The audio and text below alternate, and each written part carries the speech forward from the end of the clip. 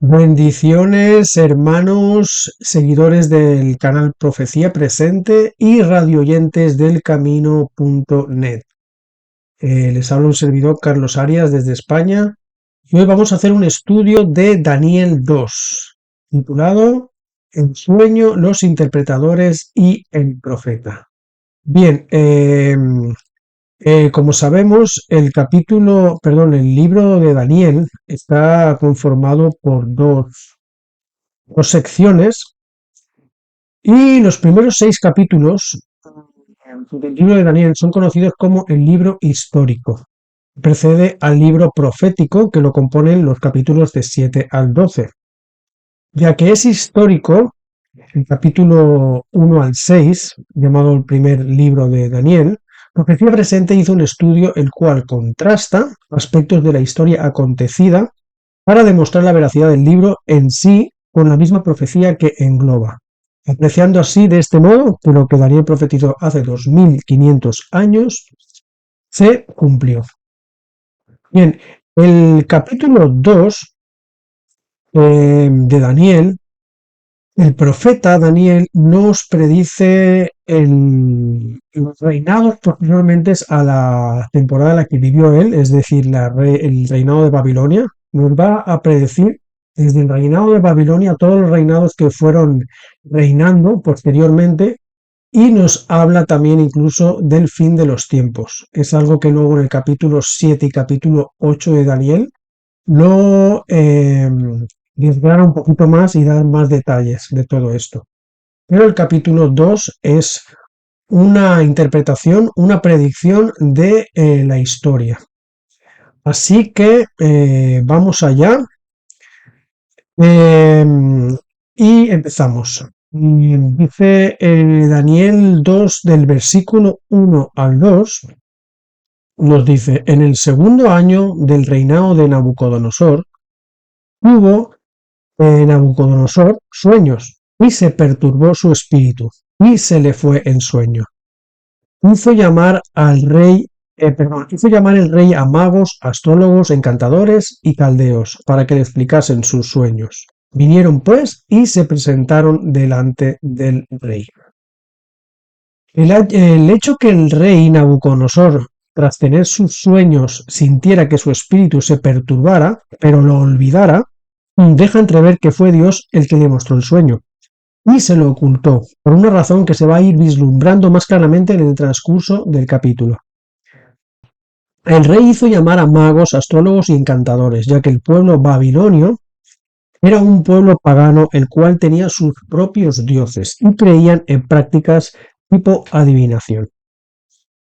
A partir del versículo 3 se relata lo que sucede entre esos adivinadores, entre comillas, vamos a ver, y el rey Nabucodonosor.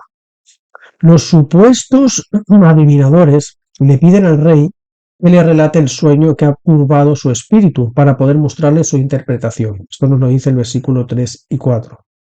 Nabucodonosor le contesta rotundamente que el sueño lo olvidó y les amenaza con destruirlos a ellos y a sus casas si no les muestra el sueño y posteriormente su interpretación. Esto es en el versículo 5 y 6.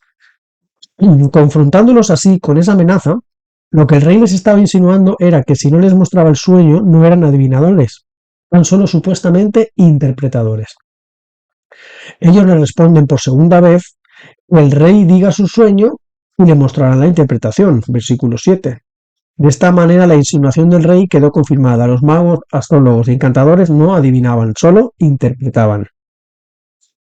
Bien, el Antiguo Testamento nos habla sobre estas personas que predicen el futuro, interpretan sueños y otras prácticas. En Deuteronomio capítulo 18, versículos 21 y 22 nos dice: y si dijeres en tu corazón, ¿cómo conoceremos la palabra que Jehová no ha hablado? Si el profeta hablare en nombre de Jehová, y no se cumpliere lo que dijo, ni aconteciere, es palabra que Jehová no ha hablado. Con presunción la habló el tal profeta, no tengas temor de él. Bien, en estos versículos, inspirados por Dios, y escritos por la mano de Moisés, aclara que el que profetiza algo y no se cumple es porque no es revelado por Dios. Estos adivinadores necesitaban conocer el sueño para obtener su interpretación, los adivinadores de Daniel. Pero si su poder viniera de Dios, no necesitarían que el rey les narrara el sueño. Y el rey Nabucodonosor, en el versículos 8 y 9, les antepone astutamente que si él les expusiera el sueño, ellos prepararían una respuesta mentirosa con interpretación. Por lo tanto, él exige de ellos tanto el sueño que había olvidado como la interpretación. De esta manera ya el rey los está tratando de charlatanes y farsantes. Estos adivinadores, que no eran más que interpretadores. Los magos, astrólogos y encantadores alegan ahora, en el versículo 10 y 11, que no hay hombre en la tierra que sea capaz de lograr lo que el rey les está demandando, y que ningún otro rey ni príncipe con anterioridad había pedido tal cosa. Ellos alegan que tan solo los dioses pueden lograr esa hazaña, los cuales no moran con la carne. Veamos unos textos, hermanos, en la Biblia muy significativos que arrojan luz a todo esto y nos muestran la diferencia entre los dioses ajenos y el verdadero Dios.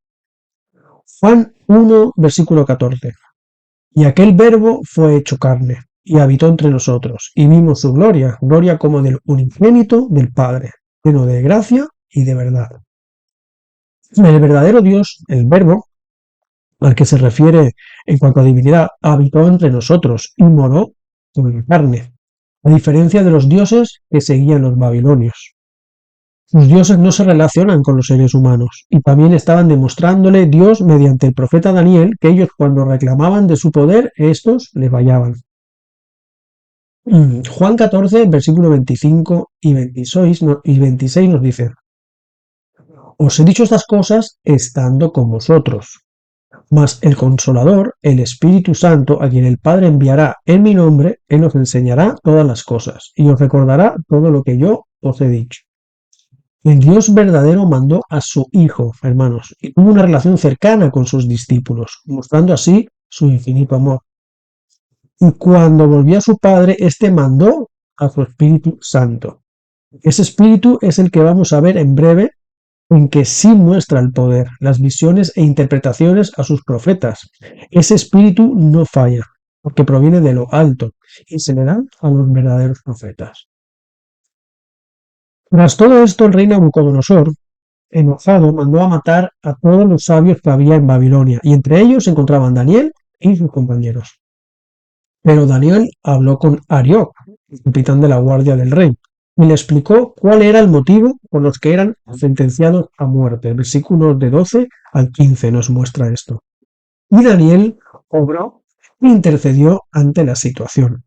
Daniel 2, versículos del 16 al 18 dice: Y Daniel entró y pidió al rey que le diese tiempo, y que él mostraría la interpretación al rey. Luego se fue Daniel a su casa e hizo saber lo que había a Ananías, Misael, Azarías, sus compañeros, para que pidiese misericordias del Dios del cielo sobre este misterio, a fin de que Daniel y sus compañeros no pareciesen con los otros sabios de Babilonia.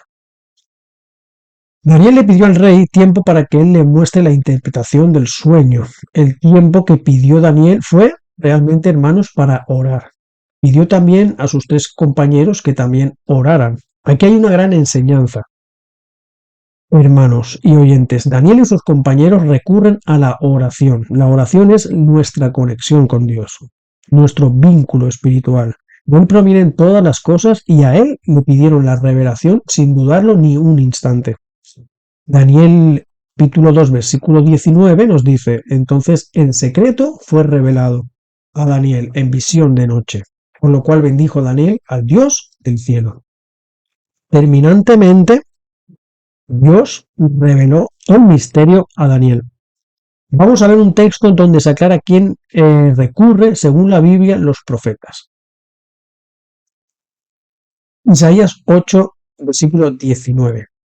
Y si os dijeren, preguntad a los encantadores y a los adivinos que susurran hablando, responded, ¿no consultarán al pueblo a su Dios? ¿Consultarán los muertos por los vivos? El profeta nos dice que su pueblo debe consultar a su Dios. hermanos, y no a los muertos. Los poderes que reciben los astrólogos, magos y encantadores provienen de otros dioses, los cuales su carne no mora con nosotros, como se menciona en el versículo 11. Estos no son más que demonios que Satanás usa, y los usa también haciéndolos pasar por muertos, como narra Isaías 8:19, en prácticas como el espiritismo, la nigromancia o el ocultismo. Son las técnicas a las que recurren los que no son profetas de Dios. Como mencionamos al inicio, Dios tenía un objetivo al mostrarle al rey Nabucodonosor el sueño y ocultárselo a continuación. La finalidad era que Daniel le revelara el misterio. Ese fue el plan de Dios desde el principio, que la visión e interpretación del sueño quedara constante, que no era una proeza del mismo Daniel, sino que la causa provenía de la comunión y fidelidad a su Dios. Y en el subconsciente del rey se alojará el mensaje conciso que sus dioses y adivinadores eran falsos, y Daniel tenía un Dios verdadero, por lo tanto él era un verdadero profeta. Vamos a ir viendo, hermanos, también más claramente en el estudio del capítulo 3, cómo el rey Nabucodonosor va creyendo cada vez más en ese Dios verdadero hasta colmar en el capítulo 4. Eso se muestra cuando estudiamos los siguientes capítulos 3 y 4. Ya en el capítulo 1, el rey percibe cómo los 4 jóvenes eran tremendamente superiores al resto por su fidelidad a su Dios, manteniéndose fieles en su dieta, ¿verdad? Y en sus convicciones. Ahora en el capítulo 2 se le está mostrando cómo el Dios de Daniel es superior a sus dioses. De los versículos 20 al 25, Daniel agradece y alaba a Dios porque sus oraciones y peticiones son contestadas.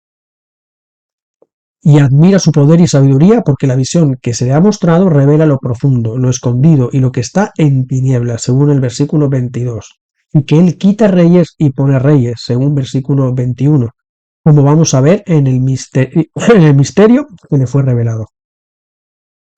Vamos pues a la visión e interpretación que tuvo Daniel.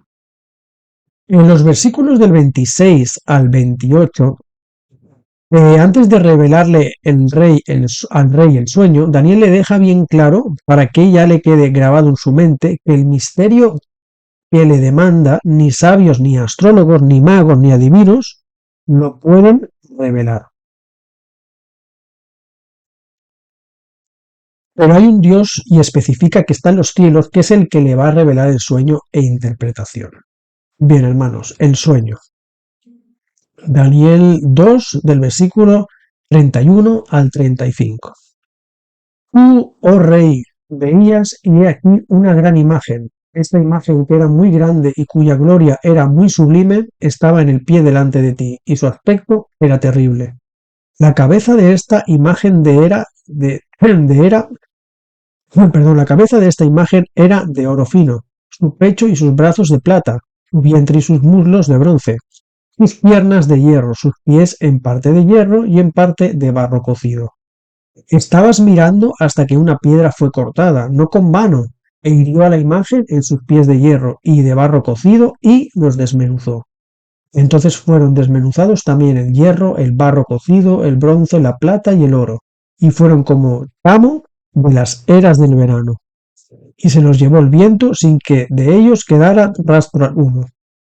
Mas la piedra que hirió a la imagen fue hecha un gran monte que llenó toda la tierra. Bien, hermanos, este es el sueño.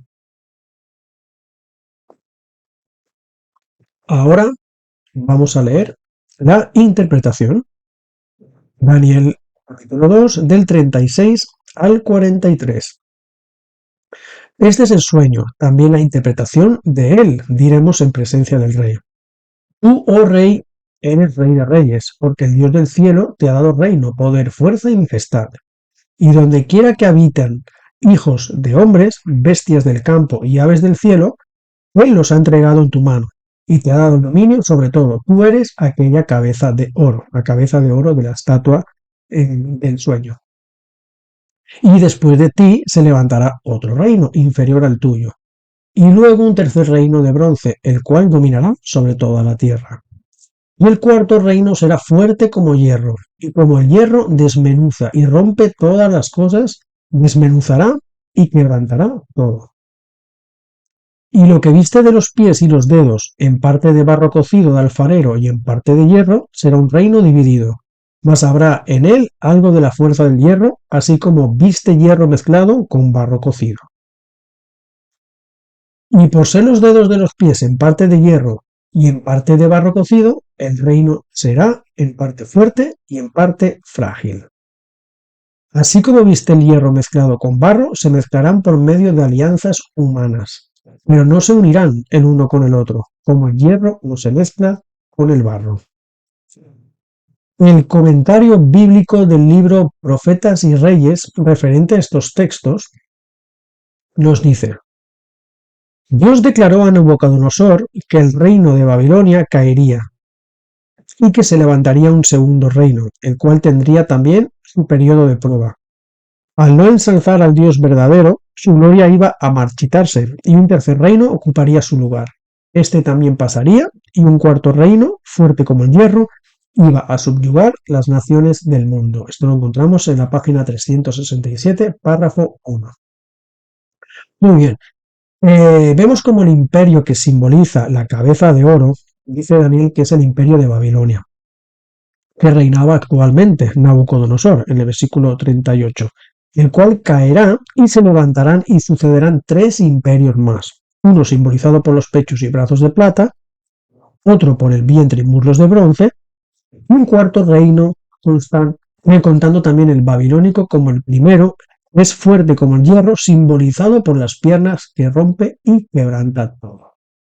Ese mismo hierro que forman las piernas serán también los pies, pero mezclado con barro. Y de esa amalgama también están formados los dedos de los pies.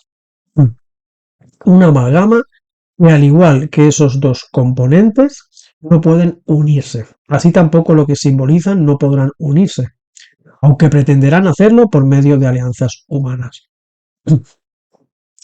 El capítulo 2, hermanos de Daniel, no nos detalla cuáles son los imperios que simbolizan el resto de metales, el capítulo 2 en concreto, y partes de la estatua, pero estudiando la historia sabemos quiénes son. Y luego más adelante el capítulo 7 y 8 también nos confirma quiénes son, haciendo también mención de que se cumple en la historia. O aunque en el capítulo 2 no dé información, sí que en el capítulo 8, como digo, versículos 20 y 21, simbolizados allí por carnero y un macho cabrío, nos detalla cuáles son los siguientes imperios simbolizados por la plata y el bronce.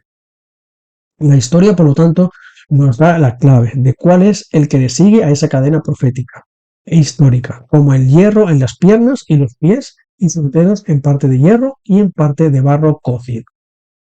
Bien, los imperios y poderes simbolizados en la estatua, hermanos, son, y sobre todo radio oyentes del camino.net, que quizá no conocen este tema, que sepan que Daniel predijo el futuro y incluso los tiempos finales 2500 años antes. Bien, los imperios y poderes simbolizados en la estatua es la cabeza de oro de esa estatua, es el imperio babilónico, ya nos lo ha dicho Daniel, ¿verdad? Que le dice a Nabucodonosor que es tu reino, es el imperio de Babilonia, desde el año 606 hasta el 539 a.C. El pecho y los brazos de plata es el imperio medo-persa, que reinó desde el año 539, cuando derrocó al imperio babilónico, hasta el 331 a.C. Y el imperio que muestra el vientre y los muslos de bronce es el imperio griego, el cual derrocó al imperio medo-persa. Desde el año 331 reinó hasta el 168 a.C. Y las piernas de hierro fue el reinado que derrocó al reinado griego. Y sabemos todos que es el imperio romano. Desde el año 168 a.C. reinó hasta el 476 después de Cristo, ¿verdad? La famosa fecha de la caída del imperio romano. Y los pies, parte de hierro y parte de barro, son el imperio de Roma dividido a partir de su caída en el año 476 después de Cristo, tras la invasión de las famosas tribus bárbaras. Lo pueden ir a a comprobar en la historia. Lean un poquito de historia y verán cómo todo esto coincide con la interpretación y la predicción del profeta Daniel. Los dedos de los pies de hierro y barro quiere decir que a partir del año 476 después de Cristo, una serie de guerras y conflictos hizo que el Imperio de Roma quedara dividido en 10 reinos, los cuales conforman lo que hoy conocemos como Europa. Estos reinos simbolizan los dedos de los pies, porque son 10 reinos, 10 reinos, 10 unos países que conformaron Europa. Estos son los reinos que fueron y lo que en la actualidad son. Primero tenemos a los francos. Surgió la tribu de los francos, lo que deriva hoy en Francia. Después fueron los lombardos, que es hoy Italia. Los anglosajones, que es Inglaterra, los suevos, que conforman Portugal, los visigodos, que son España, los álamos, Alemania, burgundios, Suiza, y érulos, Italia, vándalos en el norte de África y ostrogodos en Italia, concretamente en Roma. Decirles como connotación que los érulos, vándalos y ostrogodos es lo que posteriormente en Daniel capítulo 7 nos muestra que fueron derrocados. Como puntualización quisiera decir que esos érulos, vándalos y ostrogodos en Roma les hizo guerra y persecución porque no creían en la doctrina de la Trinidad. Ellos eran arrianos. No creían en la doctrina de la Trinidad, creían en cierta manera en el Padre y que el Padre tenía un hijo, aunque tenían quizá unas ideas heréticas un poquito desviadas, pero prácticamente fueron perseguidos porque no creían en la Trinidad. Bien, estos son los reinos derrotados, ¿verdad? Mencionados en el capítulo 7 de Daniel, los vándalos y ostrogodos. Bien, ¿qué simboliza pues esta amalgama de hierro y barro que forman los pies y sus dedos de la estatua? Hermanos y oyentes de la radio, según el versículo 43 se mezclarán por medio de alianzas humanas, pero no se unirán como el hierro no se mezcla con el barro. ¿Cuáles son? Bien, en el Antiguo Testamento el barro está simboliza, el pueblo de Dios. El profeta Jeremías, en el capítulo 18 de su libro, muestra una parábola de esto a la perfección. Dice Jeremías 18, versículo 6. ¿No podré yo hacer de vosotros como este alfarero, oh casa de Israel? Dice Jehová. He aquí que como el barro en la mano del alfarero, así sois vosotros en mi mano, oh casa de Israel. Recordemos también cómo formó Jehová a Adán, su primer hijo terrenal. Al asociarlo al pueblo de Dios, simboliza lo religioso y lo espiritual. El barro, ¿verdad? Y el hierro, que es el poder de Roma, ubicado en las piernas, que a continuación sigue parte de los pies y dedos, al ser un metal duro, simboliza lo civil. El fuerte poder civil que ejerció Roma. En todo el mundo es bien conocido, ¿verdad? Es muy significativo que la unión del poder de Roma y el poder judío por parte de los fariseos, la unión del barro y del hierro, fueron lo que sentenciaron a muerte a Jesucristo. El versículo 40 nos dice que el cuarto reino, Roma, será fuerte como el hierro y desmenuzará y quebrantará todo. Esa destrucción que cita el versículo 40 es la persecución y muerte que Roma ejerció desde la muerte de Jesús a todos los cristianos por mano de todos sus dirigentes en la Roma imperial y posteriormente en la Edad Media, el oscurantismo y la Inquisición con la Roma papal.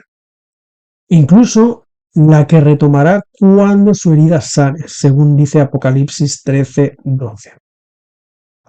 Satanás ha intentado siempre erigir un imperio como el de Roma, para someter al mundo, según Daniel 2:43, pero no lo conseguirá. Personajes como Carlos Magno, Carlos V, Napoleón o Adolf Hitler lo intentaron, pero como estaba profetizado, no se llegó a cumplir. Todo está profetizado, hermanos, y todo se cumple, oyentes. Ahora está haciendo uso el nuevo orden mundial enemigo junto con el Vaticano y la Organización de las Naciones Unidas. Pero ya solo analizando la misma imagen de la estatua, lo que ocurre después nos deja claro que el tiempo de imperios terrenales terminó. Encabezándola el oro, pero terminando la base de ella, que debería ser un fundamento sólido en una amalgama antiadherente, nos vaticina ya la inestabilidad de esta estatua. Pero aún así, aunque fuera un fundamento sólido, lo que está por acontecerle a la estatua tampoco podría soportarlo. Una roca, hermanos y oyentes, va a impactar a los pies de la estatua. Y esa roca sí es el fundamento sólido del reino que vendrá. La roca. ¿La roca quién es? En la Biblia nos muestra que la roca es Cristo Jesús. Daniel 2, versículo 45, 44 y 45 nos dice: y en los días de estos reyes el Dios del cielo levantará un reino, que no será jamás destruido, ni será el reino dejado a otro pueblo, desmenuzará y consumirá a todos estos reinos, pero él permanecerá para siempre. De la manera que viste en el monte fue cortada una piedra, no con mano, en la cual desmenuzó el hierro, el bronce, el barro, la plata y el oro, el gran Dios ha mostrado al rey lo que ha de acontecer en lo porvenir. Y el sueño es verdadero y fiel su interpretación. La roca que está por venir es Cristo en su segunda venida, hermanos.